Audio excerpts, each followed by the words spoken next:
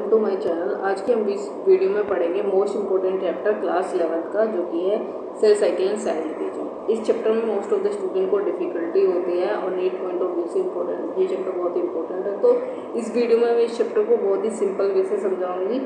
So let start the chapter cell cycle and cell division. So इस chapter को शुरू करने में हम सबसे पहले जानते हैं कि सेल क्या होती है। आप सबने पढ़ा होगा, सेल जो है वो एक स्ट्रक्चर फंक्शन यूनिट होती है लाइफ की।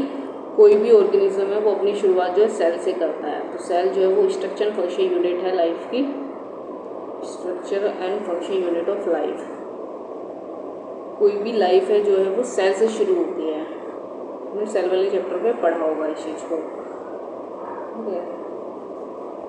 Structure function unit of life हो गई सेल। तो अब आगे हम बात करते हैं कि कैसे सेल से आगे क्या क्या चीज़ बनती है। तो सेल सबसे पहले सेल है जिससे कोई भी लाइफ स्टार्ट होती है। सेल से बनते हैं बहुत सारे सेल मिलके टिश्यू बनाते हैं। टिश्यू से जो है ऑर्गन बनते हैं एंड ऑर्गन से एक ऑर्गन सिस्टम बनता है।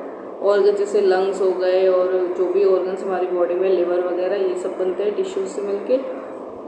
ऑर्गन से ऑर्गन सिस्टम बनता है, जैसे GIT ट्रैक हुआ, रेस्पिरेटरी ट्रैक हुआ, ठीक है। और ऑर्गन सिस्टम से कंप्लीट ऑर्गेनिज्म बन जाता है। हम बात करते हैं कि सेल में ऐसी क्या खास बात होती है जिससे कि वो एक सिंगल सेल से जो है वो पूरा का पूरा ऑर्गेनिज्म बन जाता है। तो सेल के अंदर दो कैरेक्टरिस्टिक होती है, एक होता है ग्रोथ और एक रिप्रोडक्शन। तो सेल के अंदर एबिलिटी है ग्रो करने की, रिप्रोड्यूस करने की, जिससे कि वो एक कंप्लीट ऑर्गेनिज्म बना देती है। ग्रोथ और रिप्रोडक्शन दो कैरेक्टरिस्टिक होती है सेल से, जिससे कि एक कंप्लीट ऑर्गेनिज्म बन जाता है। तो जितनी भी सेल्स हैं हमारी बॉडी में, वो क्या करती है, वो रिप्रोड्यूस करती हैं और रिप्रोड्यूस करके क्या करेंगी, दो डॉटर सेल बनाएंगी। ये एक सेल है, इससे जो है दो डॉटर सेल बनती हैं। इनको हम डॉटर सेल बना बोलते हैं। और ये पेरेंटल सेल है। एक पेरेंटल सेल से दो डॉटर सेल बनेंगी और फिर ये डॉटर सेल जो है फिर आगे डिवाइड करके दो में डिवाइड होगी। तो ये प्रोसेस कंटिन्यू रहेगा। अब जो इस तरह की जो साइकिल होती है ग्रोथ एंड डिवीजन की, उससे क्या होता है, एक सेल से बहुत सारी मिलियंस ऑफ सेल्स बन जाती हैं। मिलियन ऑफ सेल से फिर क्या होगा, पूरा का पूरा ऑर्गेनिज्म बन जाएगा। बहुत सारी सेल मिलके एक ऑर्गेनिज्म बना देते हैं। अब हम बात करते हैं, अभी तक तो हमने सेल के बारे में बात किया, अब हम बात करते हैं सेल साइकिल क्या चीज़ होती है। सेल साइकिल क्या चीज़ है। सेल साइकिल पे आए तो हम, सेल साइकिल क्या है। सेल साइकिल में जो है सीक्वेंस ऑफ इवेंट्स होते हैं, जिससे क्या होगी, सेल जो है अपने जीनोम को डुप्लीकेट करेगी और अदर कॉन्स्टिट्यूएंट ऑफ सेल बनाएगी। जो भी सेल के अंदर होता है, माइटोकॉन्ड्रिया वगैरह, ये सब बनाएगी। ये सब बनाने के बाद जो है डिवाइड हो जाएगी दो डॉटर सेल पे। इस पूरे प्रोसेस को हम सेल साइकिल बोलते हैं। तो सेल साइकिल क्या होता है, सीक्वेंस ऑफ इवेंट्स,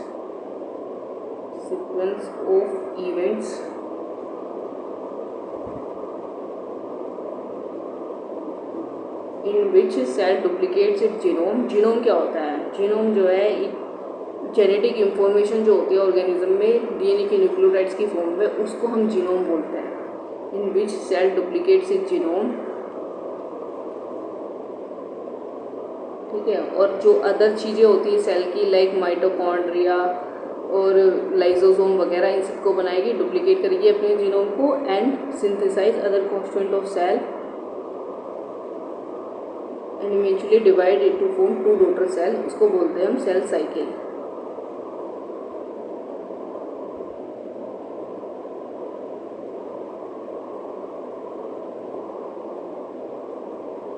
तो इसको हम बोलेंगे cell cycle.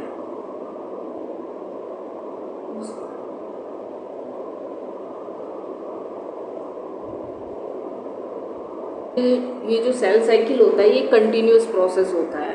Continuous process, cell cycle जो है कंटिन्यूअस प्रोसेस है, कंटिन्यूअली प्रोसेस होता रहता है, ठीक है। और इसमें DNA रेप्लिकेशन होता है वो एक पर्टिकुलर स्टेज पे होता है। वो स्टेज हम आगे पढ़ेंगे इस फेजेस ऑफ सेल साइकिल में, ठीक है। DNA रेप्लिकेशन जो है पर्टिकुलर स्टेज पे होता है। DNA रेप्लिकेशन क्या क्या मतलब होता है, जिसमें DNA जो है अपने एक स्ट्रैंड, जैसे DNA में दो स्ट्रैंड होते हैं ना, ये DNA है, DNA के दो स्ट्रैंड है, इससे जो है एक दूसरा DNA बनना, रेप्लिकेट इसको बोलते हैं। डीएनए से दूसरा डीएनए बनना कहलाता है रेप्लिकेशन।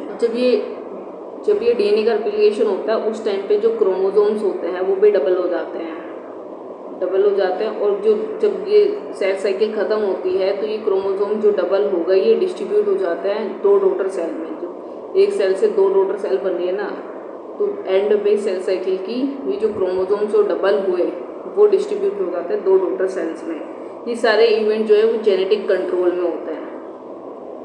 सो अब हम देखते हैं कि एनसीईआरटी में इसके बारे में क्या लिखा है। जो मैंने बताया वही लिखा है कि कुछ अलग लिखा हुआ है। ये देखो ये एनसीईआरटी, तो एनसीईआरटी में क्या लिखा हुआ है हम देखते हैं कि सारे organism even the largest start करता है अपनी लाइफ का एज अ सिंगल सेल। ठीक है, अब हमें देखना है कि किस तरह से सिंगल सेल जो है वो एक बड़ा लार्ज ऑर्गेनिज्म बना देते हैं। तो उसके लिए जो सेल के अंदर 2 कैरेक्टरिस्टिक होते हैं, ग्रोथ एंड रिप्रोडक्शन। सारी सेल रिप्रोड्यूस करती हैं 2 में डिवाइड होके। एक पेरेंटल सेल जो 2 डॉटर सेल बनाएगी जब भी वो डिवाइड करेगी। ये जो न्यूली फॉर्म डॉटर सेल्स है ये भी डिवाइड करेंगी, ग्रो करेंगी और नई पॉपुलेशन बनाएगी। ठीक है, तो इसका मतलब है कि इस तरह की जो ग्रोथ एंड डिवीजन की साइकिल है वो कंटिन्यू रहेगी जब तक कि एक सेल से मिलियन ऑफ सेल ना बन जाए और एक पूरा ऑर्गेनिज्म ना बन जाए। अब आते हैं सेल साइकिल पे। सेल डिवीजन जो है बहुत इंपॉर्टेंट प्रोसेस होता है सारे लिविंग ऑर्गेनिज्म का। During the division of cell DNA replication और सेल ग्रोथ होती है। तो जो सेल डिवीजन है उस टाइम पे डीएनए रेप्लिकेशन और सेल की ग्रोथ होती है। ये सारे प्रोसेस जो है cell division, DNA replication and growth इन्हें कोऑर्डिनेटेड वे में होना पड़ेगा जिससे कि पूरा करेक्ट डिवीजन हो जाए, प्रोजेनी सेल्स बने जिसमें जीनोम हो, मतलब जो इंटैक्ट जीनोम हो, पूरा जितने भी जेनेटिक सीक्वेंस जो है पेरेंट सेल में थे वो ही डॉटर सेल में हो। सीक्वेंस ऑफ इवेंट्स, तो ये सेल साइकिल की डेफिनेशन दे रखी है जिससे कि सेल डुप्लीकेट करे अपने जीनोम को और other constant of this cell बनाए, बाद में डिवाइड हो जाए 2 डॉटर सेल में, उसको बोलते हैं सेल साइकिल। सेल ग्रोथ एक कंटिन्यूस प्रोसेस होता है, बट जो डीएनए रेप्लिकेशन होता है पर्टिकुलर फेज में होता है सेल साइकिल के। और जो रेप्लिकेटेड क्रोमोसोम है, जब डीएनए रेप्लिकेट करेगा तो क्रोमोसोम भी डबल होंगे। ठीक है, वो डिस्ट्रीब्यूट हो जाएंगे 2 डॉटर सेल्स पे by complex series of events. ये इवेंट जो है वो जेनेटिक कंट्रोल में होता है। तो जो मैंने बताया वही लिखा हुआ है। अब हम आगे चलते हैं, आगे क्या है। सो अगर हम आगे देखें तो आगे जो है फेजेस होते हैं सेल साइकिल के। कुछ फेजेस में हम सेल साइकिल की स्टडी करते हैं। तो मेनली जो सेल साइकिल है उसके 2 फेज होते हैं, एक इंटरफेज और एक एम फेज। इंटरफेज का मतलब क्या होता है, 2 फेज के बीच का फेज जो है इंटरफेज कहलाता है, और एक होता है एम फेज। तो 2 फेज होते हैं सेल साइकिल के। डिफरेंट ऑर्गेनिज्म में जो सेल साइकिल होती है उसकी डिफरेंट ड्यूरेशन होती है। जैसे कि एक यूकैरियोटिक सेल है, जैसे हमारी ह्यूमन सेल हुई, हमारी बॉडी की जो सेल हुई वो जो है हर 20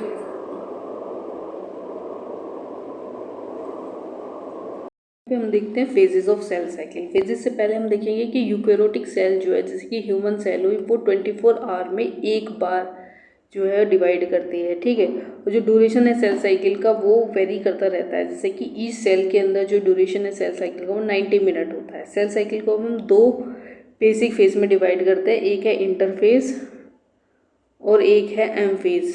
एम फेज को माइटोसिस फेज भी बोलते हैं। तो इंटरफेज और एम फेज में सेल साइकिल को हमने डिवाइड किया।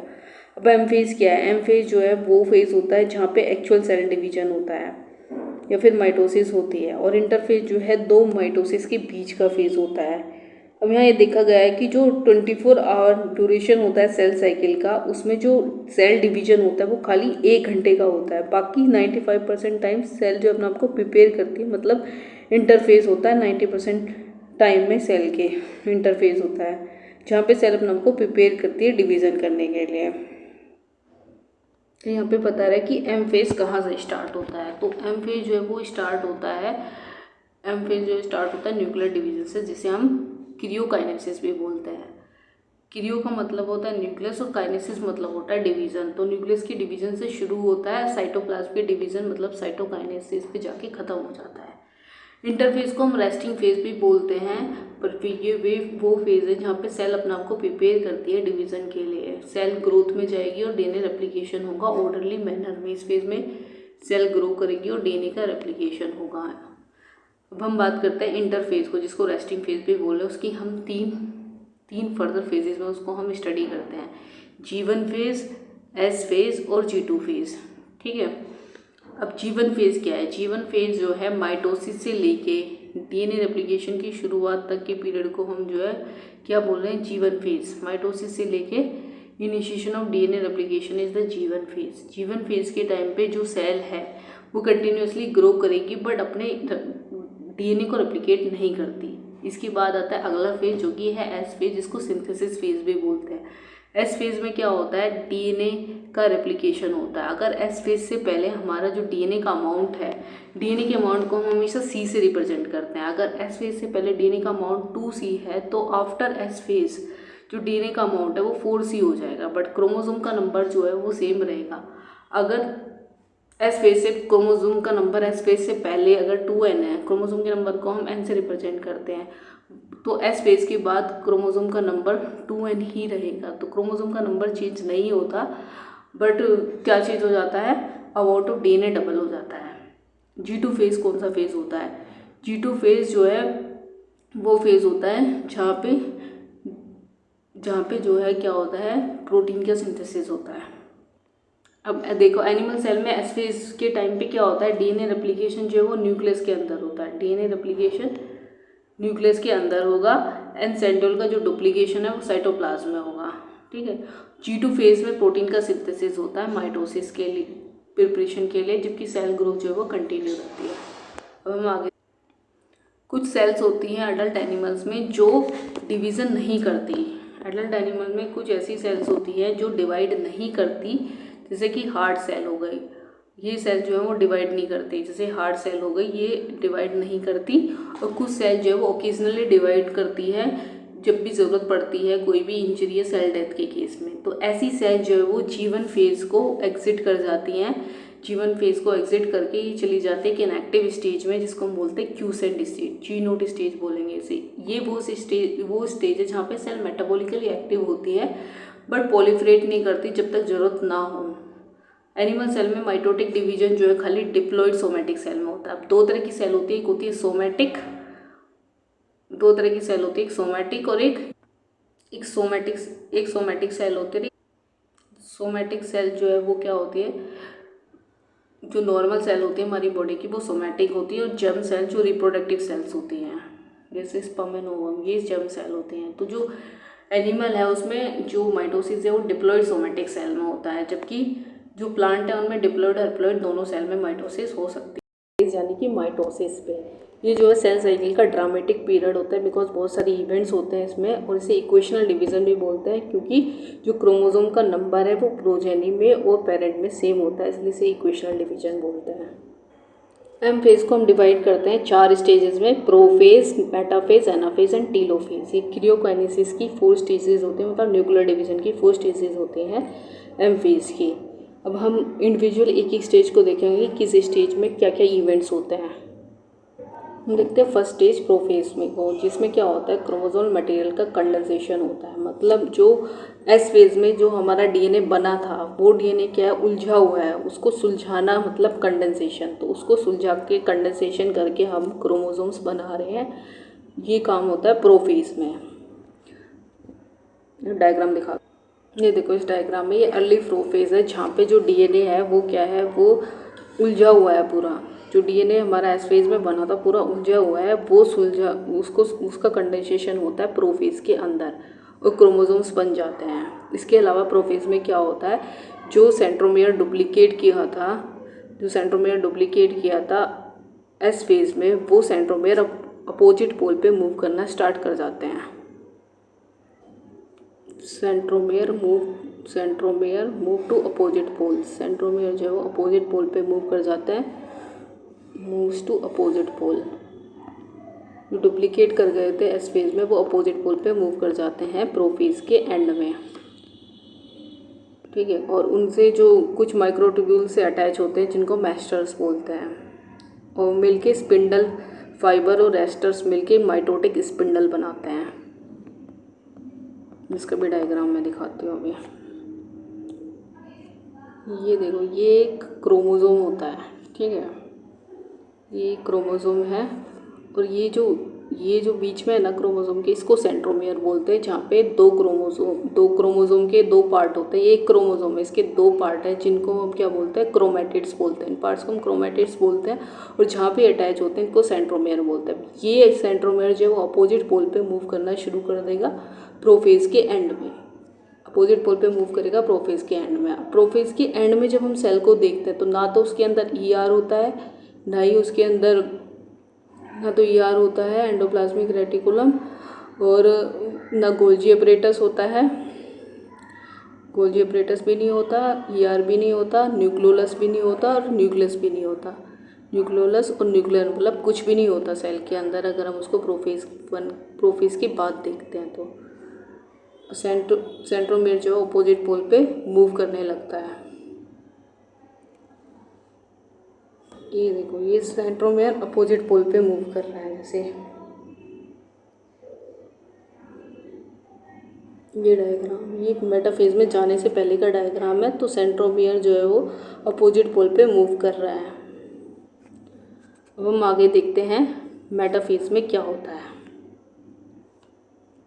मेटाफेज जो है वो शुरू होता है with complete disintegration of the nuclear envelope. Nuclear envelope का कंप्लीट डिसइंटीग्रेशन हो जाता है, complete disintegration of nuclear envelope.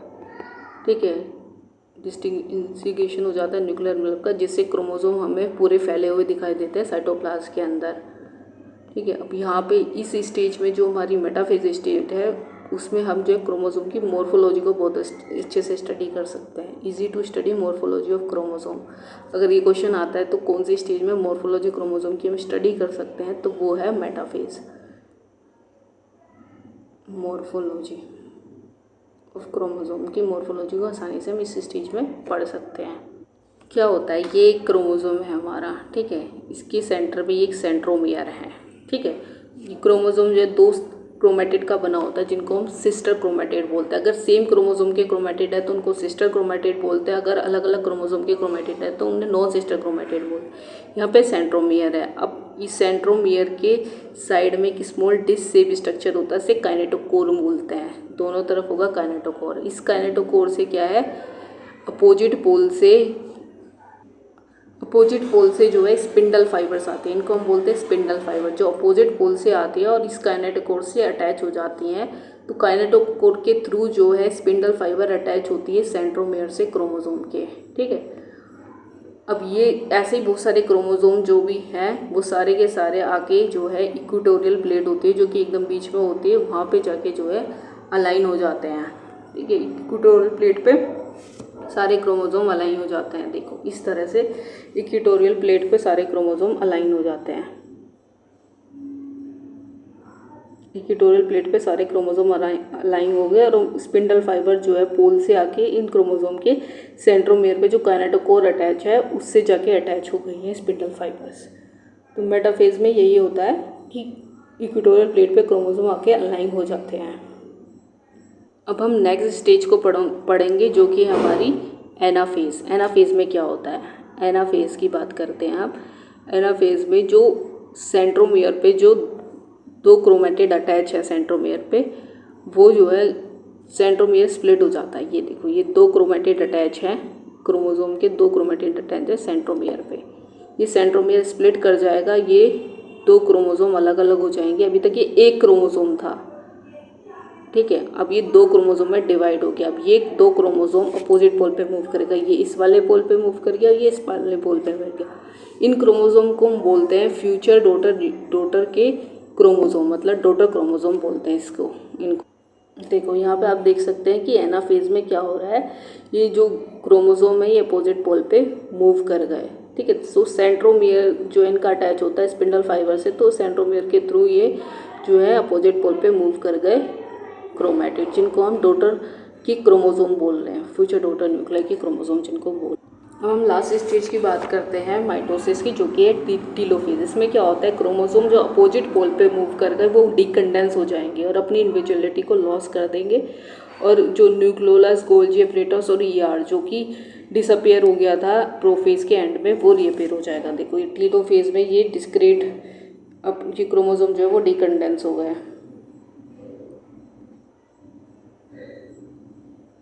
रिकंडेंस हुआ टीलोफेज में क्रोमोसोम और ऐसे अपीयर हो रहे हैं ये, ठीक है। ये टीलोफेज हो गया। अभी तक हमने पढ़ा क्रियोकाइनेसिस, ठीक है, जिसमें क्या हो रहा था, न्यूक्लियर डिवीज़न हो रहा था। हम पढ़ेंगे साइटोकाइनेसिस। साइटोकाइनेसिस में क्या होता है, अभी तक जो है वो क्रोमोसोम डिवाइड हो रहे थे, अब सेल खुद दो पार्ट में डिवाइड होगी by the division of cytoplasm. तो ये कैसे होता है, साइटोप्लाज्म के डिवीज़न से सेल दो में डिवाइड होगी। तो दो एनिमल में जो है सेल फ्यूरो मेथड से होता है, सेल फ्यूरो। प्लाज्मा मेम्ब्रेन जो होती है उस पर एक फ्यूरो नज़र आता है और ये अंदर तक जाता है और फिर सेल को दो पार्ट में डिवाइड कर देता है, जिसे सेल फ्यूरो मेथड बोलते हैं। तो मतलब ये बाहर से अंदर की तरफ हो रहा है। दूसरा होता है एक सेल प्लेट मेथड, जो कि होता है प्लांट सेल में, वो अंदर से बाहर की तरफ होता है। जब ये साइटोप्लाज्म का डिवीज़न हो रहा है उस टाइम पे क्या होता है, ये प्लास्टिड माइटोकॉन्ड्रिया ये डिवाइड हो जाता है सेल्स के बीच में। मतलब प्लांट सेल होगा तो प्लास्टिड डिवाइड होगा और एनिमल सेल्स होगा तो प्लास्टोमाइटोकॉन्ड्रिया दोनों डिवाइड होंगे प्लांट सेल में, और एनिमल सेल में माइटोकॉन्ड्रिया डिवाइड होगा दो डॉटर सेल्स के बीच में। इसके बाद क्या होता है, साइटोकाइनेसिस होता है क्रियोकाइनेसिस के बाद। बट अगर साइटोकाइनेसिस ना हो क्रियोकाइनेसिस के बाद, मतलब साइटोकाइनेसिस नोट अकर, साइटोकाइनेसिस अगर नहीं होती है क्रियोकाइनेसिस के बाद, तो एक कंडीशन होती है जिसको हम क्या बोलते हैं, मल्टी न्यूक्लियर कंडीशन होती है, जिसको हम सिंसीजियम बोलते हैं। Is not followed karyokinesis. Cytokinesis जो है वो क्रियोकाइनेसिस के बाद नहीं होती तो उस कंडीशन को हम सिंसीजियम बोलते हैं, मतलब multi nuclear condition syncytium multi nuclear condition जो कि किसके अंदर होती है, ये कंडीशन होती है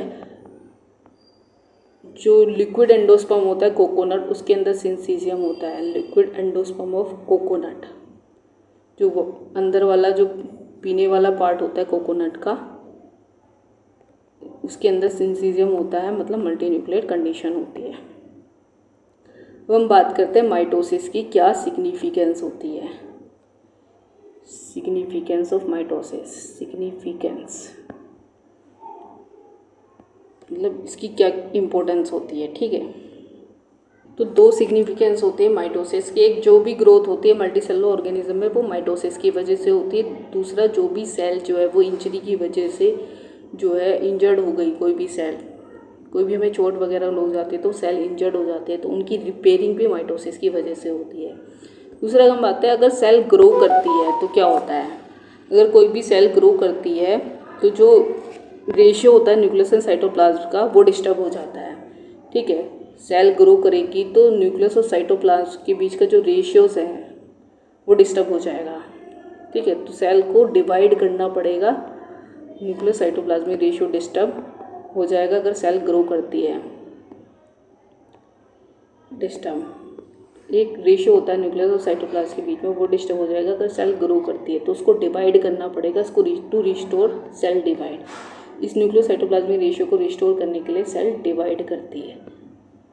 अब हमने अभी तक माइटोसिस पढ़ा, इंटरफेस पढ़ा, माइटोसिस पढ़ा, अब अगले वीडियो में मियोसिस पढ़ेंगे। तो ऐसी वीडियो को देखने के लिए, अगर आपको मेरा वीडियो अच्छा लगा हो तो और वीडियो को देखने के लिए please subscribe my channel, like the video. Thank you very much.